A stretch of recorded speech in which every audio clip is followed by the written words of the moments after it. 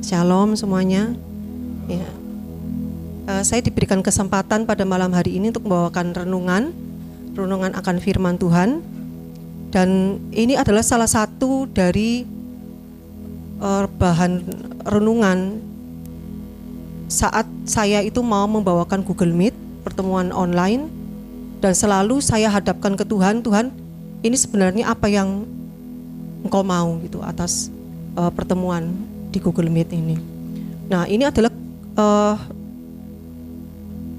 pada waktu itu Tuhan mengatakan kamu sampaikan mengenai perumpamaan talenta. Ya, bisa ditampilkan tolong ya.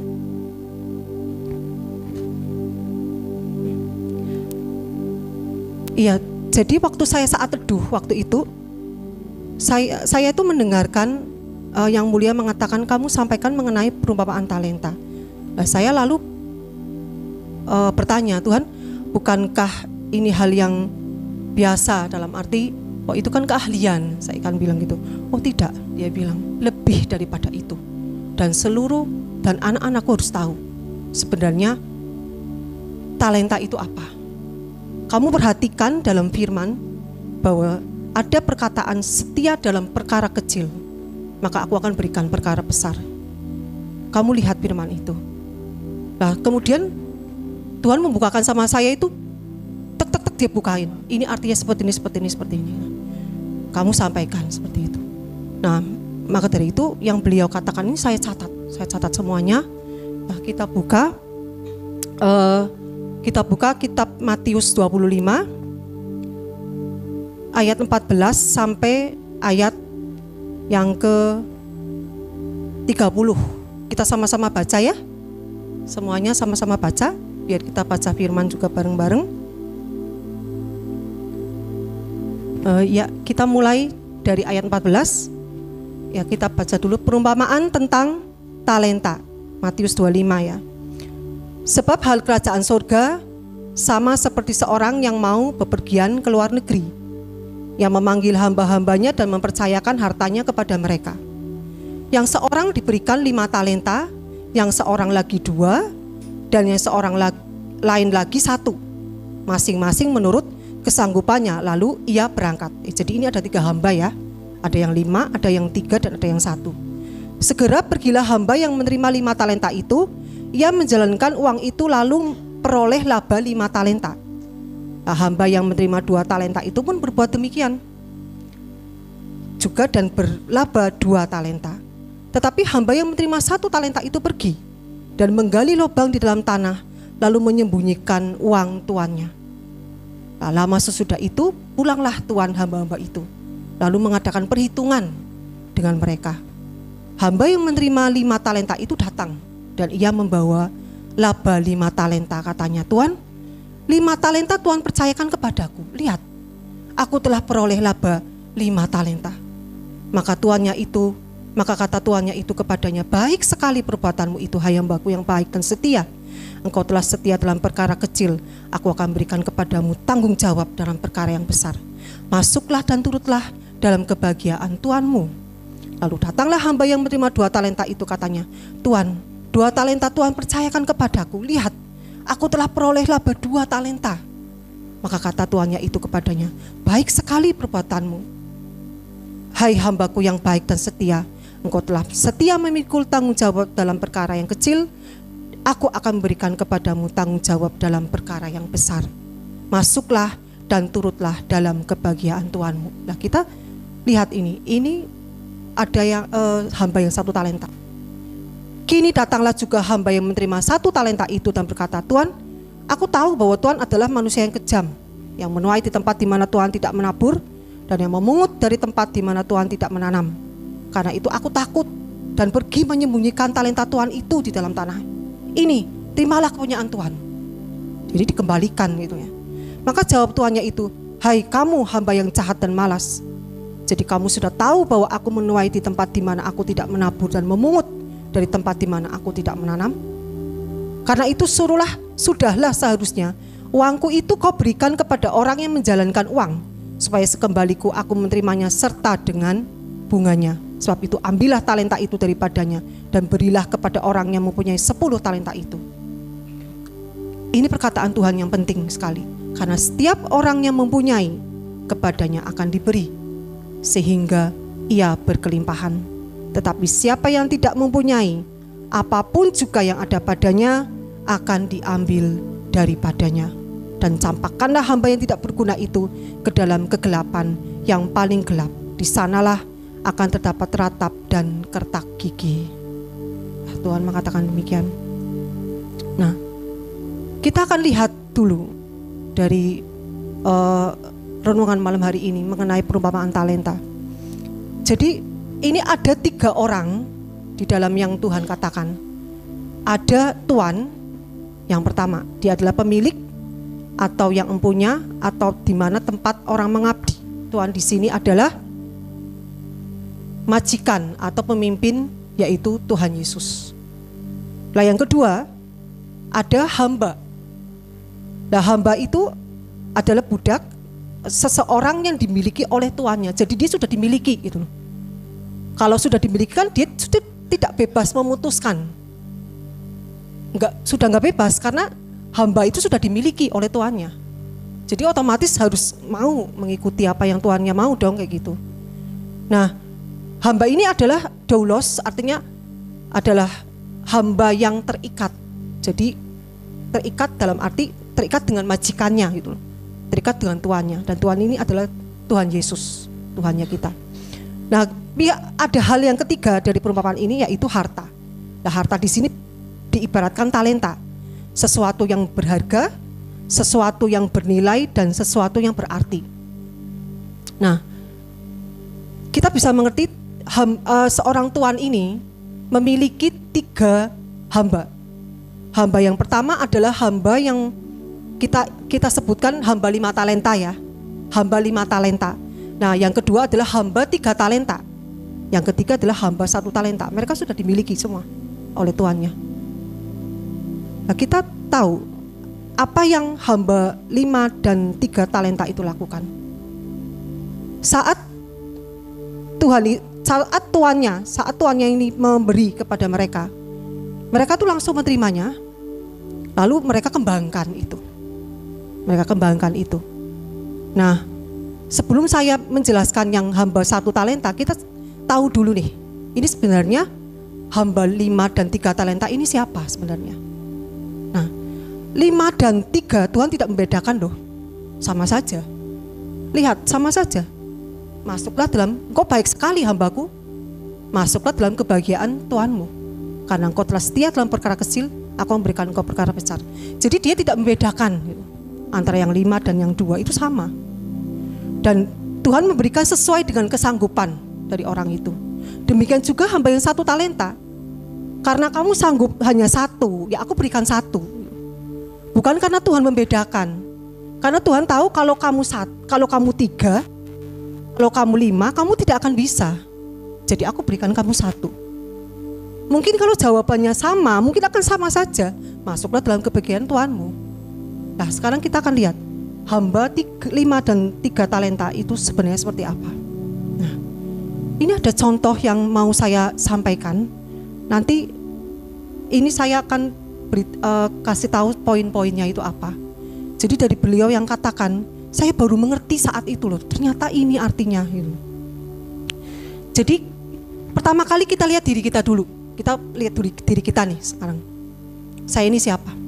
Kadang-kadang kayak gini. Kita secara sampai sekarang mungkin ya, sampai saat itu, pada waktu itu, saya kira itu talenta itu keahlian. Atau mengembangkan suatu, punya suatu yang kita bisa masak, bisa nyanyi, ya kan kita pasti dengar itu semua. Terus juga bisa main piano, bisa main gitar, atau dia bisa dalam hal IQ, kepandaian ya, bisa menguasai sesuatu. Saya kira seperti itu, ternyata Tuhan katakan tidak seperti itu, lebih daripada itu. Itu adalah yang orang dunia katakan. Nah, kamu perhatikan sekarang. Nah, saat beliau menjelaskan, saya tulis itu semua. Kita lihat masing-masing kita semua, sebenarnya kita punya talenta loh. Kita punya loh semuanya sebenarnya. Jadi kita tidak ada yang seorang pun yang mengatakan, keahliannya aku apa sih gitu. Jadi sebelum waktu itu Pada waktu orang tanya sama saya juga, lah kamu punya keahlian apa? Saya paling gitu loh jawabannya. Tapi setelah saat itu beliau menyampaikan sama saya jadi mengerti. Sekarang kayak gini, kita semua lihat diri kita nih, kita siapa? Itu dulu. Contoh, saya sendiri misalnya. Kamu lihat diri kamu, Tuhan mengatakan, oh saya ibu rumah tangga Tuhan. Ya, ibu rumah tangga, apa yang kamu lakukan? Saya harus bangun pagi, jam 4:30, harus saya paksakan bangun pagi. Saya harus menyiapkan sarapan, saya harus menyiapkan untuk anak-anak sekolah, saya harus menyiapkan suami saya untuk bekerja. Ya, suami saya kan suka kopi, disiapkan gitu sarapan kayak gitu ya. Jadi itu yang saya lakukan Tuhan. Nah itu salah satu, itu adalah mengembangkan talenta. Dia bilang seperti itu.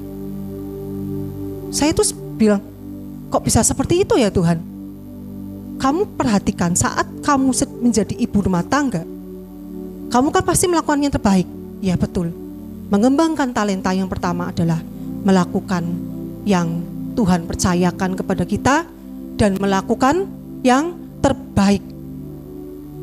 Jadi saya harus memaksakan bangun 4:30. Untuk apa? Melakukan yang terbaik untuk anak-anak saya. Karena kalau saya bangunnya telat, ya mereka akan ikut telat. Seperti itu. Nah, kemudian dari hal itu, ini hal kecil yang sederhana. Tuhan mengatakan kamu harus ada yang namanya memiliki dedikasi. Apa itu Tuhan dedikasi? Itu adalah pengorbanan pikiran, tenaga, dan waktu. Pengorbanan materi juga termasuk. Untuk tujuan supaya kamu menjadi yang melakukan yang terbaik sebagai seorang ibu rumah tangga. Harus ada dedikasi. Dan juga dalam dirinya kamu bukan hanya kewajiban, tapi supaya hidup kamu itu berarti. Tuhan mengatakan supaya berarti. Jadi gak ada alasan kita ngomong, talentaku apa sih, tujuan hidupku itu apa sih, kok kayaknya aku udah bisa apa-apa gitu. Gak ada yang namanya alasan seperti itu. Tuhan mengatakan berarti, berharga tidak, bernilai tidak. Setiap manusia itu, walau dia hanya seorang ibu rumah tangga, ya Tuhan berharga, saya bilang. Nah itu dia bilang. Contoh yang lain juga, seorang yang bekerja atau seorang pengusaha atau dia seorang karyawan, itu sama seperti itu. Dia harus mengembangkan posisinya dia. Jadi kita harus lihat diri kita ini siapa gitu. Oh ya, aku ini seorang pengusaha atau aku punya usaha gitu. Nah, aku punya toko, bisa seperti itu. Nah, saat melakukan itu pun sama saja. Yang pertama dia melakukan yang terbaik dengan penuh, dia melakukan yang terbaik. Yang kedua penuh tanggung jawab. Yang ketiga harus punya dedikasi. Dan yang ketiga itu bukan hanya kewajiban, tapi ingin hidupnya supaya berarti. Itu seperti itu. Kita kan kalau punya usaha, kita pengennya berkembang kan? Nggak mau hanya seperti itu gitu loh. Inginnya kan berkembang pasti. Berkembang pelanggannya bertambah banyak, berkembang dalam hal stok barang, berkembang dalam varian-variannya, ataupun juga berkembang dalam hal yang lainnya. Punya cabang misalnya, ya itu seperti itu. Itu contohnya. Nah, seorang pelajar, anak-anaknya sedang menuntut ilmu, ya juga seperti itu. Dia tidak akan mentok hanya cukup nilai 7, hanya cukup nilai 8, dia tidak akan cukup. Aku mau lebih lagi, aku mau ngembangin lagi. Gimana ya? Aku mau ambil les. Aku mau aku mau belajar lebih keras. Lah itu sudah termasuk mengembangkan talenta. Dan saya baru tahu ternyata itu artinya yang ada di firman Matius ini. Jadi firman di Matius ini bukan hanya khusus untuk orang-orang yang punya keahlian-keahlian spesial, tidak. Kita semua itu mengembangkan talenta. Kita semua hamba yang terikat dengan Tuhan kita, yaitu Yesus. Tapi terikat dalam hal ini kan kita lakukan bukan karena terpaksa gitu. Tapi karena aku mau hidupku ini bernilai Tuhan. Bahkan saat menjadi hamba, bukan hanya menyenangkan hati Tuhan, tapi juga seorang hamba juga, dia juga bisa berdampak gitu loh kepada orang lain. Dia bisa berdampak kepada orang lain. Seperti itu. Nah, itu adalah hamba 5 dan 3 talenta. Nah, kita akan tahu ini siapa? Hamba 1 talenta. Nah, Tuhan mengatakan sama saya, itu beliau mengatakan, aku tidak membedakan orang ini. Sama saja, dia bilang. Terus saya bertanya, kenapa kok dia merasa berat ataupun kok dia sepertinya jahat? Saya bilang gitu. Kamu lihat sebenarnya, sekarang aku akan beritahu hamba 1 talenta itu yang seperti apa. Dan aku tidak mau menemui 1 anak pun, Tuhan mengatakan, 1 anakku yang seperti ini gitu. Yang hanya 1 talenta. Dalam arti yang seperti ini. Jadi yang diberi 1 talenta tidak bisa mengembangkan apa-apa. Jadi yang Tuhan mau kalau dikasih 1 talenta yang berkembang jadi 2. Bukannya 1 talenta itu jelek, enggak. Tapi karena dikasih 1 ya kita kembangkan jadi 2. Dan Tuhan tidak akan menuntut kita lebih lagi daripada itu. Tidak akan.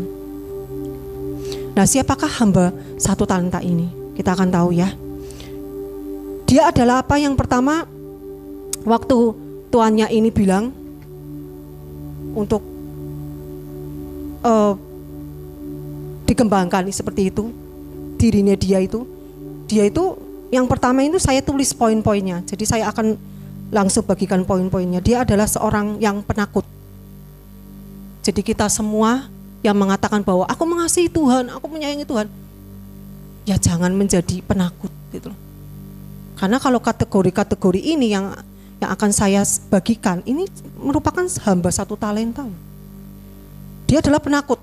Penakut itu apa? Tidak percaya, tidak berani bertindak. Jadi dia melakukan kegiatannya, melakukan aktivitasnya, tapi di dalam dirinya dia itu selalu takut untuk melangkah gitu. Takut untuk melakukan suatu perubahan. Takut untuk melakukan suatu hal yang sebenarnya membawa yang lebih baik gitu loh. Tapi karena ketakutannya dia tidak bisa menghasilkan apa-apa. Jadi hidupnya hanya seperti itu saja. Hidupnya akhirnya. Nah, yang kedua, hamba 1 talenta itu adalah dia malas. Jadi dia malas ya. Malas itu apa? Ya dia tidak mau bergerak, tidak mau ada perubahan lebih baik. Ya, dia malas juga artinya juga tidak peduli. Tidak peduli ya gitu. Jadi kalau misalnya punya usaha ya sudahlah seperti ini saja gitu. Adalah aku tidak mau ya seperti ini sajalah. Enggak perlu ini, enggak perlu dikembangkan, enggak perlu ditambahin dengan misalnya cari pelanggan baru ataupun buka cabang misalnya seperti itu. Karena apa? Dia malas. Dan karena apa? Dia takut. Maka dia menjadi hamba yang 1 talenta. Mengenai malas kita tahu juga ada di kitab Hakim 18 ya. Juga ada di Amsal, itu banyak mengenai itu. Banyak mengenai bagaimana malas itu mengakibatkan seorang itu tidak berhikmat. Jadi kalau kita pengen dapat hikmat dari Tuhan, minta hikmat dari Tuhan, kalahkan yang namanya kemalasan. Itu. Dalam pelayanan juga kayak gitu sama. Nah, yang poin yang berikutnya, poin yang ketiga, hamba 1 talenta itu adalah apa? Cenderung menyalahkan Tuhan dan menuntut Tuhan. Ya ini yang Tuhan tidak suka banget. Cenderung menyalahkan Tuhan. Sedikit-sedikit nyalahin gitu. Tuhan kenapa sih aku dapat masalah kayak gini? Kok aku kayak gini sih Tuhan? Jadi selalu nyalahinnya Tuhan gitu. Padahal dia yang ambil keputusan sendiri, saat dia ambil keputusan aja dia nggak tanya Tuhan. Tapi nyalahin Tuhan gitu. Dan menuntut sama Tuhan. Lah gimana mau Tuhan berikan wong dia itu penakut dan pemalas. Nah, seperti itu. Jadi pada waktu Tuhan mengatakan demikian, saya jadi mengerti gitu loh. Ya, kita saat malam hari ini kan saya share juga, ternyata kita semua punya talenta. Kita semua punya talenta. Anak kecil aja punya loh. Anak kecil saat dia sudah mengerti, nalarnya sudah jalan, itu sudah ada yang namanya dikembangkan. Harus menghormati orang tua, harus menyayangi guru, menyayangi teman-temannya, harus dia bertambah banyak teman, ya kan? Kan berkembang seperti itu. Bertambah banyak mengenal orang tuanya. Papaku ini seperti apa sih? Mamaku ini seperti apa sih? Ini kan berkembang. Berkembang kayak gitu. Aku inginnya lebih baik. Aku inginnya lebih baik lagi. Aku pengen belajar di tempat ini, aku ingin sekolah di sini. Ini kan berkembang terus akhirnya. Nah itu, ini adalah perumpamaan tentang talenta. Ya, demikian ya. Kita doa supaya kita menjadi hamba yang 5 dan 3 talenta itu. Di mana Tuhan akan percayakan loh. Jadi enggak tetap seperti itu terus enggak. Kita percaya akan lebih lagi. Lebih lagi. Lebih dalam hal mengasihi, lebih dalam hal diberkati sama Tuhan. Kita akan lebih lagi berhikmat. Ayo kita sama-sama berdoa. Kita satukan hati ya, kita berdoa. Ya Tuhan, terima kasih Bapa. Hari ini Bapa telah disampaikan mengenai perumpamaan talenta, yang ternyata kami baru tahu Bapa bahwa kami ini semuanya punya Tuhan, anak-anak-Mu. Tuhan Yesus, di dalam nama Yesus, kami semua yang hadir di sini Bapa, kami minta Bapa, jadikan kami hamba 5 dan 3 talenta. Supaya apa yang Tuhan percayakan kepada kami Tuhan, dapat kami kembangkan. Apapun itu Bapa, kami sebagai seorang anak, kami sebagai seorang pelajar, kami sebagai seorang orang tua, kami yang bekerja, Tuhan, kami membangun keluarga, membangun masa depan. Di dalam nama Yesus, berikan kami Bapa, hamba menjadi hamba 5 dan 3 talenta. Maka apa yang Kau percayakan ini pada hidup kami, akan kami lakukan dengan penuh tanggung jawab. Dapat dipercaya, berdedikasi, yaitu berkorban, mau berkorban demi tujuan yang mulia. Dan kami mau melakukan sebaik mungkin semua yang Tuhan sudah percayakan kepada kami. Dan pasti sesuai kemampuan kami. Terima kasih Bapa kami yang baik, Tuhan kami segala Tuhan, Yesus Kristus Allah kami. Di dalam nama Yesus kami berdoa dan bersyukur. Amin, amin.